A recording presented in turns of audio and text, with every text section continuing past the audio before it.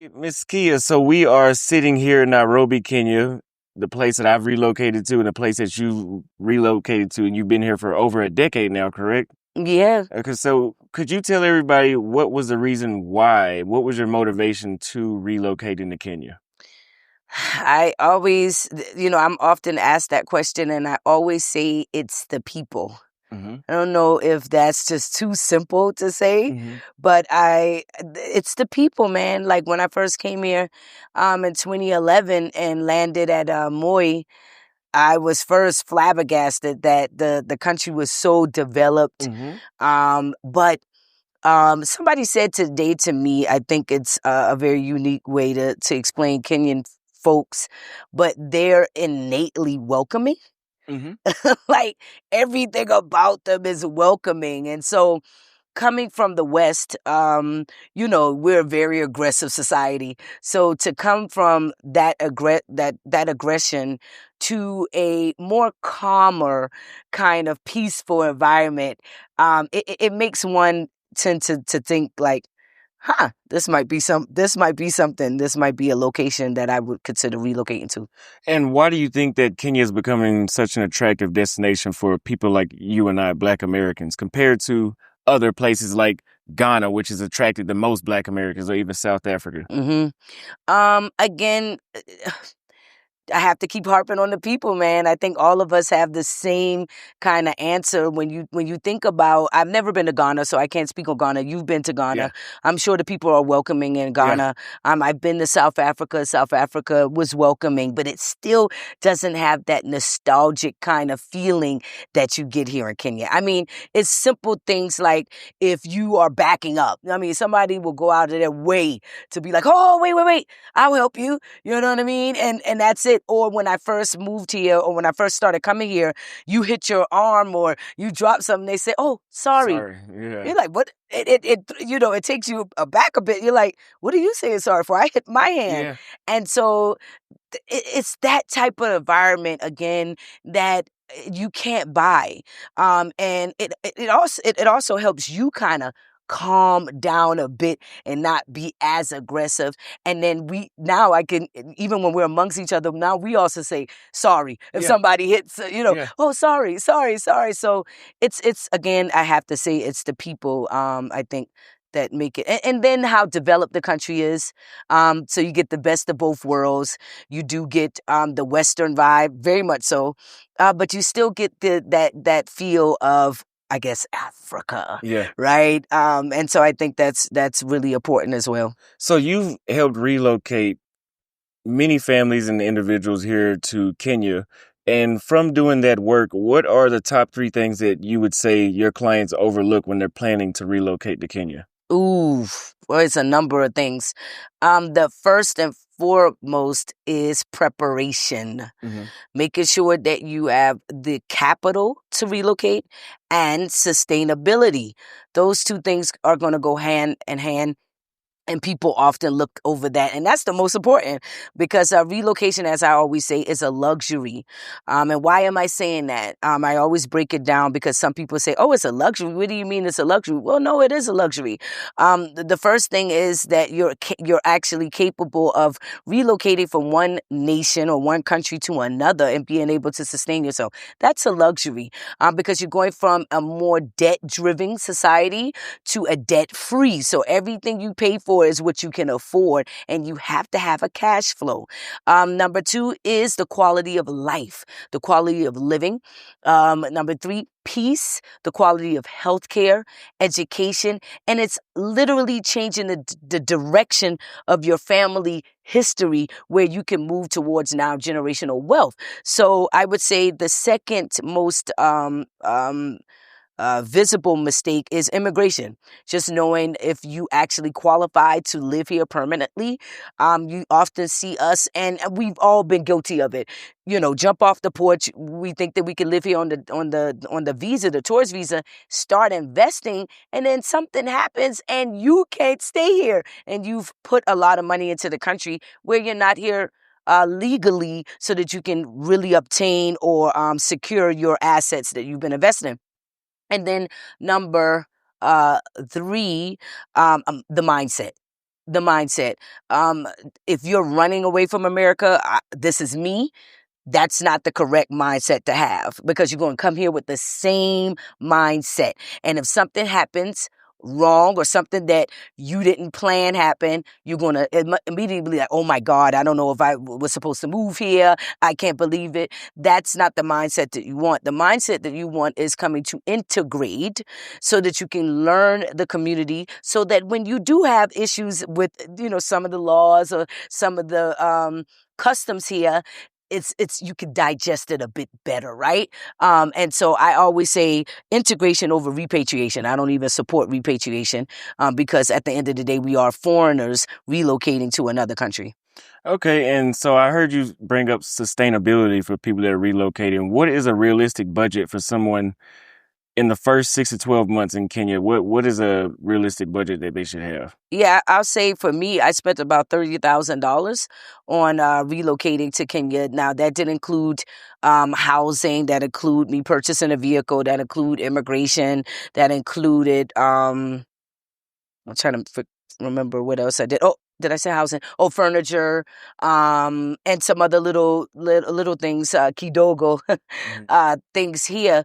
But essentially, I would say for a single person who's looking to fully integrate into Kenya and have all things, health insurance was another thing that I also obtained while being here. Although I am a veteran, I also got local health insurance. I would say about $30,000 for the first 6 to 12 months, to get fully acclimated. And then you would need, at least as a single person who still want to have a lifestyle, who still want to travel, who still want to go out and have a good time. And if you're a man who's dating, you definitely going to want to have a little extra money.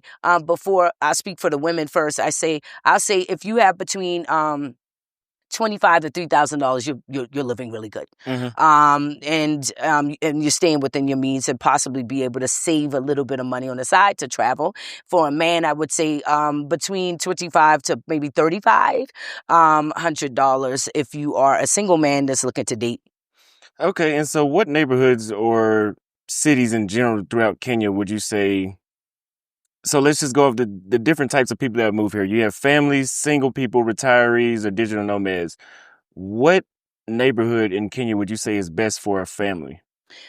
Ooh, that's a good one. It depends on the schools that you want to have your children in. So we've relocated a few families who've had children, and we've relocated them here in Kilimani, because their children went to the St. George Primary School or Kyoto, right here, right there on State House. But we've also had families that we relocated in the Kitsusuru, is that, yes, Mhm. area, and the international schools out there were more conducive for their children.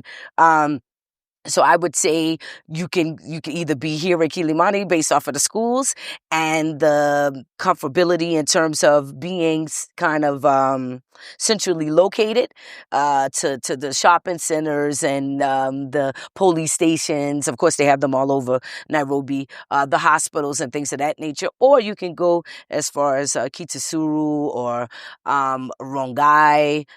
You can also go to Runda, Karen, these middle class, high end areas as well, if you're looking for a specific quality of life, if that makes sense. Yeah.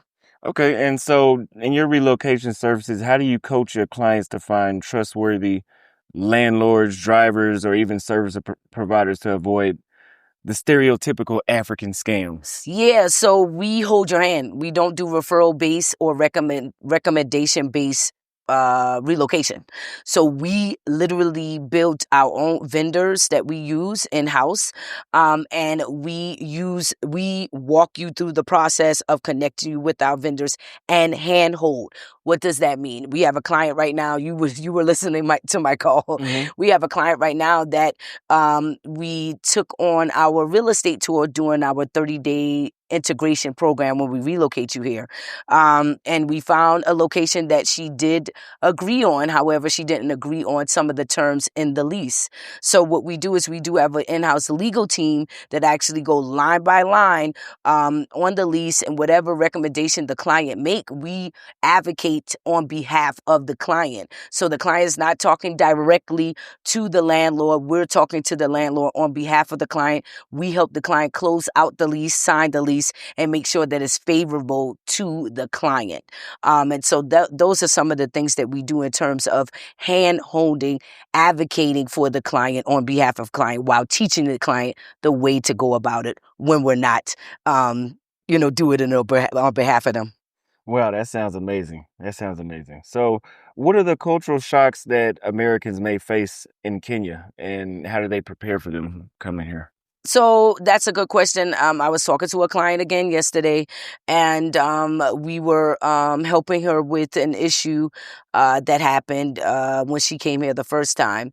And the response from some of the people that we've been dealing with to try to rectify the issue was mind-boggling, of course. Like they said something extreme in regards to calling another third party to kind of rectify it, which in the US it wouldn't even work that way. And for us, when you hear something like that, you're like, wait a minute, what?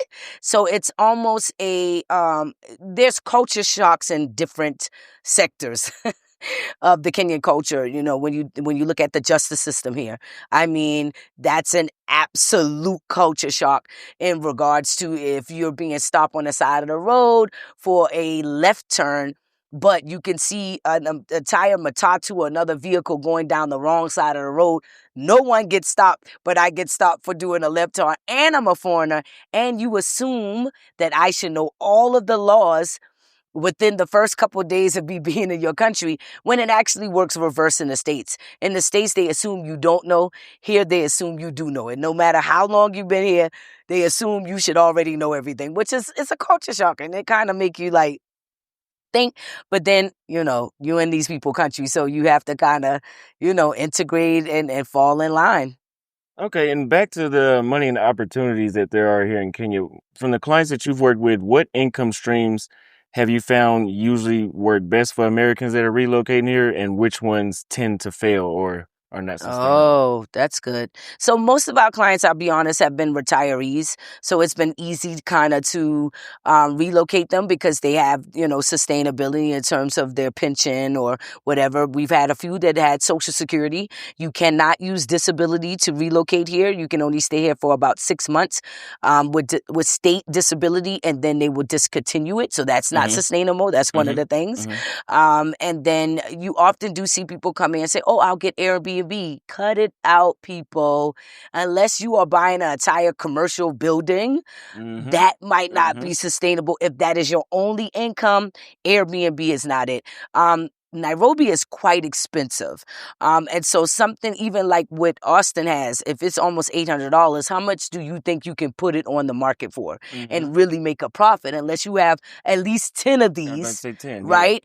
Then you can make a profit. But how many people come in and having that type of money to, even if you're renting to put on Airbnb because they don't have the same laws in the States, you still have to furnish it. So you have to have that upfront capital. So I think people look at Africa and not realistically understand that this is a developing country.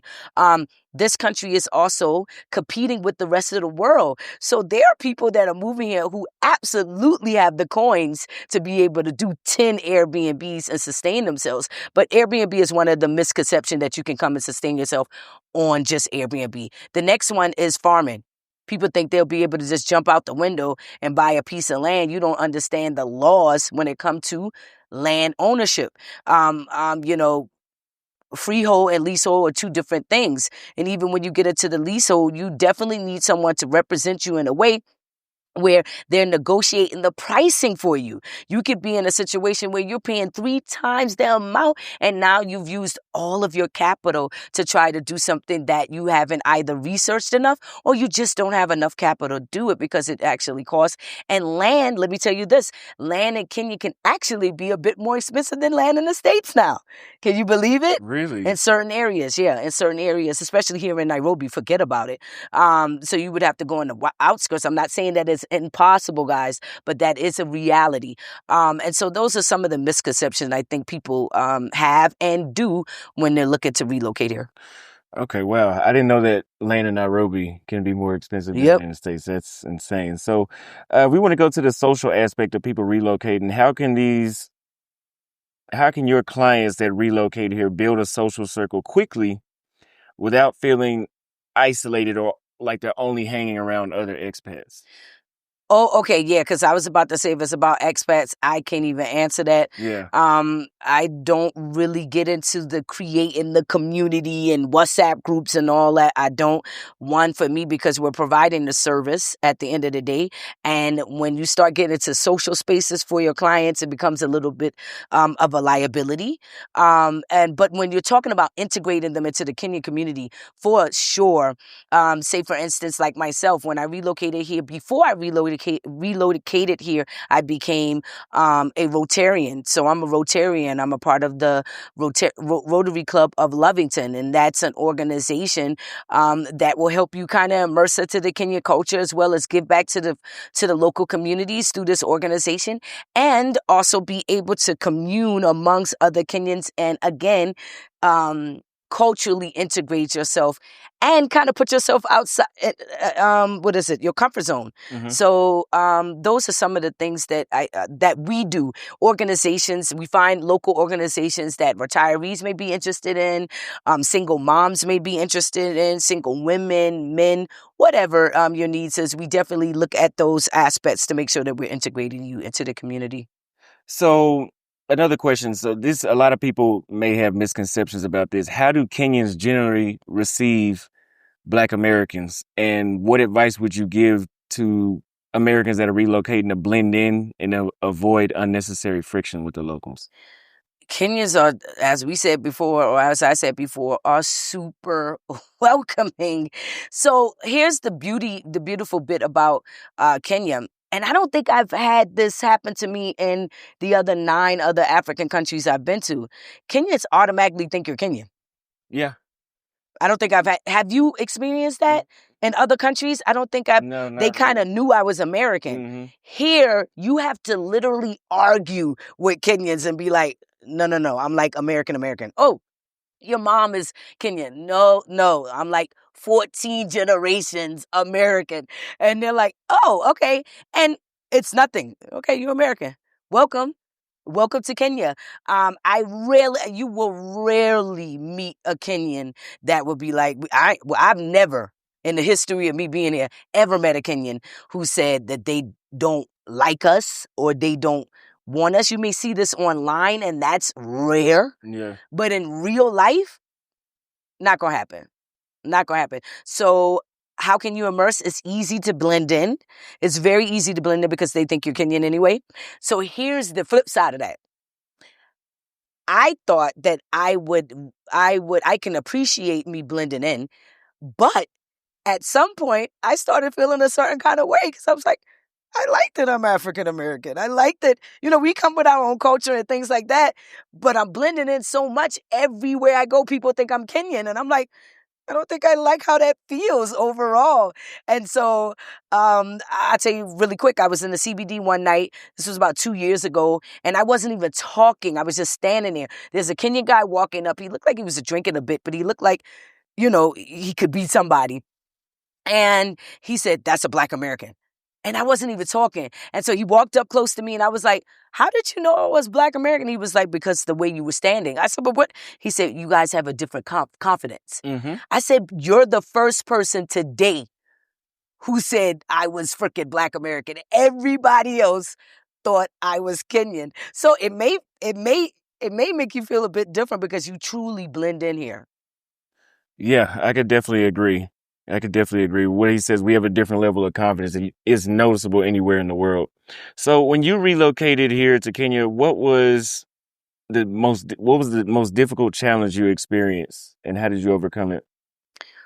So I get that. I get asked that all the time. Honestly, guys, I did not relocate myself here. My team did. I did nothing on my own. Nothing. So I really kind of escaped the difficulties, and I've been coming in for so long. I had already built a network, but to be quite honest, and I know this sounds crazy because I offer a service, but this is the truth. And you can go to my YouTube page and actually watch the journey of my team actually relocating me. I really kind of bypassed all of that because I did use my own services. Okay, interesting. Mm-hmm. So you had a smooth sailing or a soft landing, I would say. Yep. So with your clients, what's one problem that they usually face that is usually quick for you to solve that saves them time and money that they wouldn't have been able to get without your services? Ooh, that's a good one. Ooh, there's a lot. And I'm not saying that everything we do help you solve all problems. So I'm not going to say we just absolutely the end all be all. So immigration is probably one of the toughest thing. You know, getting a visa, a tourist visa, that's easy. You can do that on your own. You can go online, you get it. Even the 5 year is easy to get. But now when we're talking about the digital nomad, we're talking about the Class K, we're talking about the investor's permit, that's a whole nother ball game. So we have a client who actually moved themselves here, who reached out to us, who was having issues with getting a student permit. A student permit, and they reached out to us, and now we're all on top of it, like literally calling the chancellor of the university, calling the directly to the director of immigration, and really advocating for this client because they weren't able to do it, or no, they were about to be scammed, and so we were able to intercept and help that client. So it sounds like you provide the right service for everybody should use your service that wants to relocate to Kenya. So for somebody watching this who's still nervous after watching everything you said and is curious about moving or trying out Kenya, what's the first lowest risk step that they can take right now to explore the relocation seriously? With us, Mm. right now we're doing a free consultation for the month of September. We got a few days left. So you can book a free consultation with us right now to get some of this information, one-on-one information about relocating. If you're feeling kind of nervous and you just don't know where to start, book a consultation now for the month of September. Like I said, we got a few days, and you can start there. All right. And if you guys would like to use her services, I'll have her link in the first pinned comment and description. And make sure you guys use Traverse Cultures, which is key. That's the name of Kia's brand as well. And I will see you guys on the other side. Please.